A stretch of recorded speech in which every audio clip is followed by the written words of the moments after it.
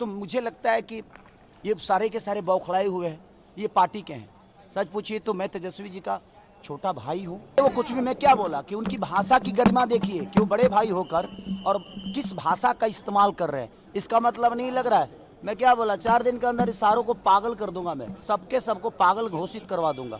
चलिए वो बड़े भाई है भाई, वो उन्हीं लोगों से मिल के ना वो भी कुछ भी बोल रहे हैं, बट ठीक है, वो बड़े भाई, उनका जवाब देना मेरे लिए जरूरी नहीं है। देखिए एक बात बताएं, मैं गरीब का बेटा हूं, मेरे पास औकात नहीं थी कि मैं ग्रेजुएशन कर सकूं। वो अमीर के बेटा थे, वो तो पीएचडी भी कर सकते हैं। मैं गरीब से पैदा हुआ हूं और मैं आप सबको बता दूं ना कि एनडीए के सारे नेताओं को मैं 4 दिन के अंदर पागल घोषित कर दूंगा। इनका भाषा नहीं देख रहे हैं, रेत उकार पे आ गए हैं खेसारी को बोलने के लिए।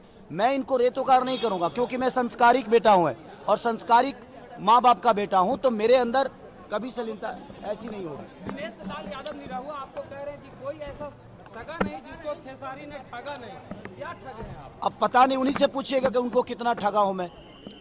सगा वो पूरे बिहार को ठगे हैं वो लोग, और मैं आज बात कर रहा हूं तो उनको बुरा लग रहा है, बट ठीक है, मैं रोजी रोजगार की बात कर रहा हूं, वो धर्म की बातें कर रहे हैं। मैं धर्म विरोधी कभी ना था, ना हूं, ना कभी रहूंगा। मैं जय श्री राम अभी बोल रहा हूं, जय श्री राम, बट जय श्री राम में मेरा ये बेरोजगारी छुपा है। भाई मैं पूरी दुनिया से बोलवा दूं जय श्री राम, लेकिन इनको धर्म के आड़ में वोट लेना है, उसकी चर्चा ये हमेशा से धर्म के नाम, मंदिर मस्जिद के नाम। मैं धर्म विरोधी कभी नहीं रहा। मैं राम पे गाना गाया हूँ, मैं राम का एक्ट किया हूँ, मैं राजा राम मूवी किया हूँ। मैं ये कह रहा हूँ धर्म के नाम पे आप वोट मत मांगो।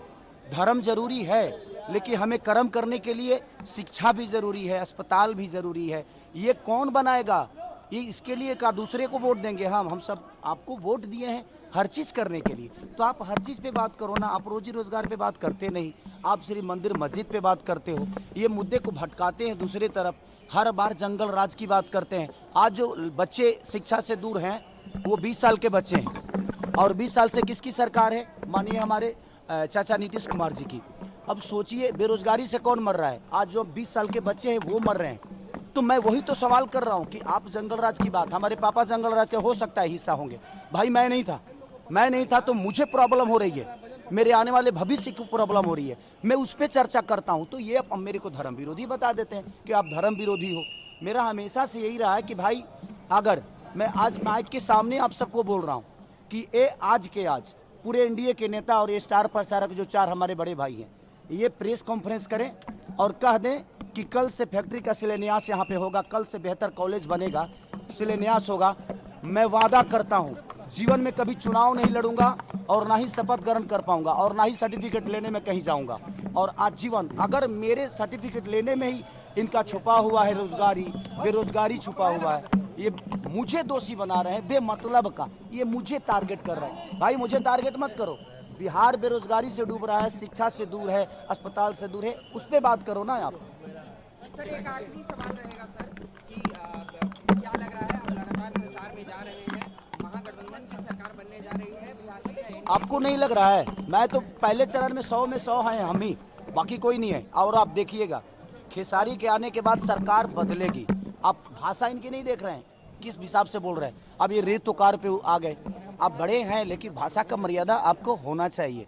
तो मुझे लगता है कि ये सारे के सारे बौखलाए हुए हैं, ये पार्टी के हैं।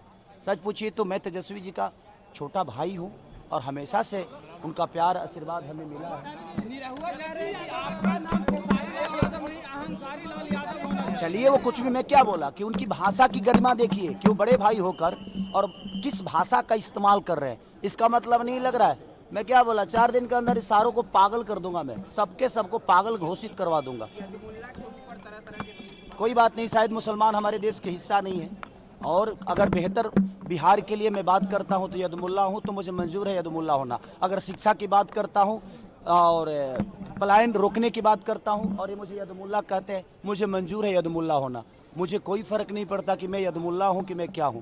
आप बिहार को बेरोजगारी से दूर कर दो, बिहार के बच्चों को बेहतर शिक्षा दे दो, बिहार के बच्चों को बेहतर पलायन रोकने की बात कर दो, उनको अपने घर में रोक दो, अपने माँ बाप के साथ रहने पे मजबूर करो।